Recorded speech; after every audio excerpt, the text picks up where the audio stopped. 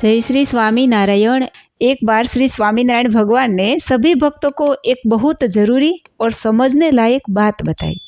भगवान ने कहा, जो भक्त भगवान का भजन करता है फिर भी कभी कभी उसका मन भटक जाता है तो उसका कारण क्या है। जब कोई अपने अंतःकरण अर्थात मन, बुद्धि, चित्त और अहंकार को देखता है तो उसे पता चलता है कि यह अंतःकरण स्वयं विक्षेप का कारण नहीं है। वास्तव में जब अंतःकरण में भगवान के स्वरूप का अटल निश्चय होता है या जब उसमें आत्मज्ञान की दृढ़ता होती है, तब भी यदि उसमें गफलत रहती है, जैसे कि अब भगवान मिल गए हैं, कुछ बाकी नहीं रहा, तो यही गफलत अंतःकरण की थोड़ी बहुत कमी है। लेकिन विक्षेप का असली और बड़ा कारण तो पंच ज्ञानेंद्रिया ही है, आहार और उसका प्रभाव। जीव जो भी अन्न भोजन करता है उसमें अनेक प्रकार के स्वाद और गुण होते हैं। यह भोजन शरीर और अंतःकरण में प्रवृत्त होता है। उदाहरण के तौर पर यदि कोई भक्त भी भांग पी ले तो उसे वर्तमान की खबर नहीं रहती और न ही प्रभु का भजन याद रहता है। वैसे ही भांग जैसे अनगिनत प्रकार के आहार है जिनके अनगिनत प्रभाव है और जिनका अंत नहीं। शब्द, स्पर्श, रूप, रस और गंध का प्रभाव। शब्द, जो जीव कान से जो बातें सुनता है वे शब्द भी गुणों से भरे होते हैं। यदि कोई भ्रष्ट व्यक्ति जैसे हत्यारा, व्यभिचारी, पापी, धर्म सीमा को तोड़ने वाला उनकी बात सुनी जाए तो यह वैसी ही है जैसे भांग या शराब पी लेना। ऐसी बातें सुनने से अंतःकरण विकृत हो जाता है और प्रभु भजन, प्रभु स्मरण और वर्तमान की स्मृति मिट जाती है। स्पर्श, स्पर्श के भी अनंत प्रकार है और पापी जीव का स्पर्श भी ऐसा ही होता है जैसे भांग दारू का। इससे भक्त की शुद्ध बुद्ध खो जाती है। रूप, भ्रष्ट जीव का दर्शन करना भी ऐसा ही है जैसे मादक पदार्थ लेना। इससे बुद्धि भ्रष्ट हो जाती है। गंध, यदि किसी पापी के हाथ का फूल या चंदन सूंघा जाए तो भी बुद्धि भ्रष्ट हो सकती है, परंतु भगवान या संत का संग, उनका शब्द, स्पर्श, दर्शन, प्रसादी, उनके चरण की रज, यह सब जीव की बुद्धि को शुद्ध बनाता है।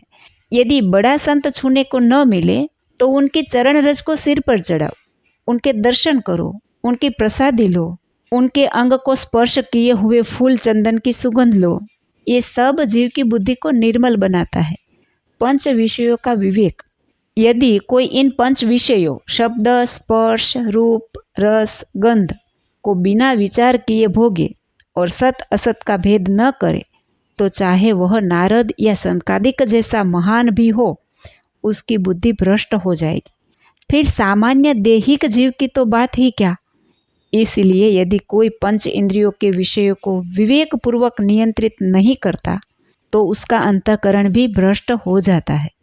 और यदि आहार शुद्ध होगा तो अंतःकरण शुद्ध होगा और उसमें भगवान की स्मृति निरंतर बनी रहेगी। संग का प्रभाव। जीव जैसी संगति करता है वैसा ही उसका अंतःकरण हो जाता है। यदि वह किसी विषयासक्त व्यक्ति की सभा में हो जिसमें वेश्याएं, शराब, गहने, सुंदर वस्त्र और गाने बजाने हो तो उसका अंतःकरण विकृत हो जाएगा। और यदि वही जीव किसी संत की सभा में, भले ही वह टूटी झोपड़ी में हो, बैठे जहाँ धर्म, ज्ञान, वैराग्य और भक्ति की बातें हो, तो उसका अंतःकरण पवित्र हो जाएगा।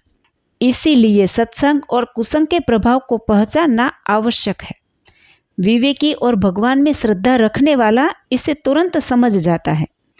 मूर्ख को यह बात समझ नहीं आती। कुपात्र संग का त्याग आवश्यक। जो कोई कुपात्र हो, स्त्री हो या पुरुष, यदि वह सत्संग में नियम रखकर नहीं रहता तो उसे बाहर निकल देना चाहिए। जैसे कि अगर किसी अंग में सांप ने काट लिया हो तो उसे तुरंत काट कर अलग कर देने में ही कुशलता है, वैसे ही कुपात्र जीव का तुरंत त्याग कर देना चाहिए। श्री जी महाराज की चेतावनी। श्री जी महाराज कहते हैं, यह वचन हमारा है, इसे अवश्य रखो, तभी समझेंगे कि तुमने हमारी सेवा की और हम तुम पर प्रसन्न होकर तुम्हें आशीर्वाद देंगे। नहीं तो फिर हमसे दूरी हो जाएगी और तुम्हें भूत प्रेतादि के जन्म लेने पड़ेंगे और जो भक्ति की है उसका फल बहुत देर बाद मिलेगा। हमारे मन में तो नारायण विराजमान है और हम तो अनादि मुक्त ही है। हम उपदेश लेकर मुक्त नहीं बने।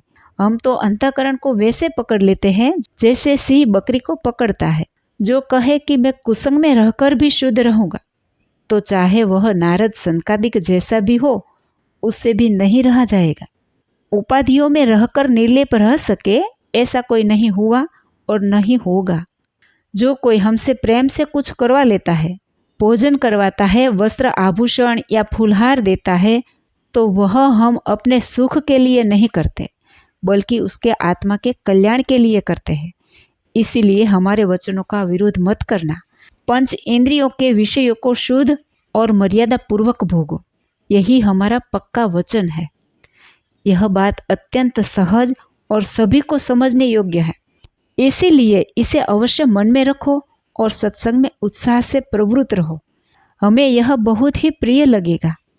इसके बाद श्रीजी महाराज ने जय सच्चिदानंद कहकर अपने निवास स्थान पर प्रस्थान किया। जय श्री स्वामीनारायण।